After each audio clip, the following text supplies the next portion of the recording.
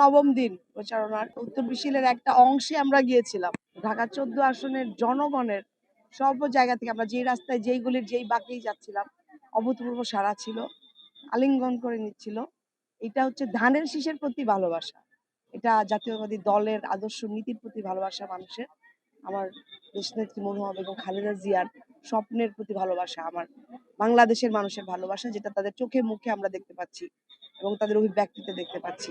ইনশাল্লাহ আশা করছি 12 তারিখে বিপুলভাবে অনেক ভোটে ইনশাল্লাহ আমরা জাতীয়তাবাদী দলকে বিজয় করে নিয়ে আসবো। ঢাকা 14 থেকে ধানের শীষকে ইনশাল্লাহ বিজয় করে নিয়ে আসবো।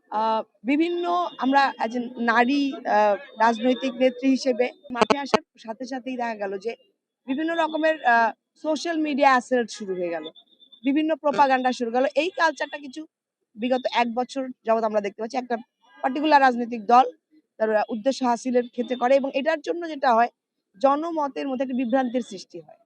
এবং এই কালচার থেকে আমরা বেরিয়ে আসতে চাই, কারণ সত্যগুলো এই মিথ্যা অপপ্রচারের মধ্যে হারায় যায় এবং মানুষকে মানে এটার মধ্যে কনফিউজ করা হয়।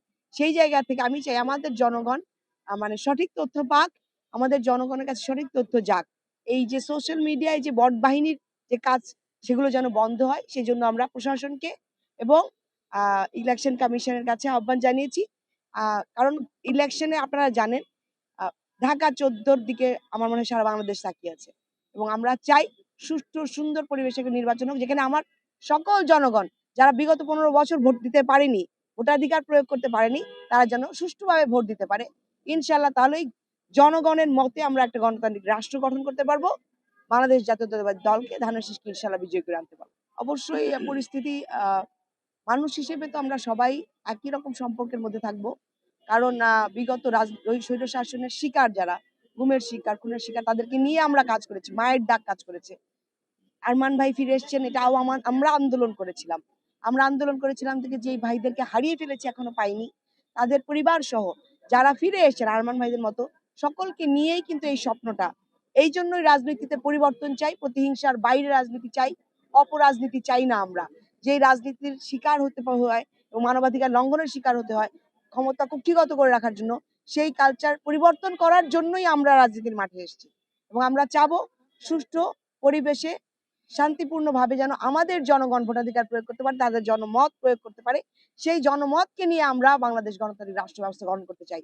আমাদের সম্পর্ক সকল মানুষের জন্য, সকল মানুষের ক্ষেত্রে সমান, এবং আমরা চাই মানুষকে সাথে নিয়ে, মানুষকে পাশে নিয়ে, জনগণকে পাশে নিয়ে একটা সুন্দর রাষ্ট্র গঠন করার জন্য, সুন্দর ঢাকা 14 গঠন করার জন্য। যারাই এই একটা ক্ষেত্র না, আমার মনে সব আসনে আছে, এবং তাদের ব্যক্তিগত চিন্তা থেকে এটা। কারণ যারা জাতীয়তাবাদী দলকে ভালোবাসে, যারা ধানের শীষকে ভালোবাসে, তারা কখনো ব্যক্তি সত্তার কথা চিন্তা করতে পারে না, দলের কথা চিন্তা করবে, দেশের কথা চিন্তা করবে, সবার আগে বাংলাদেশ।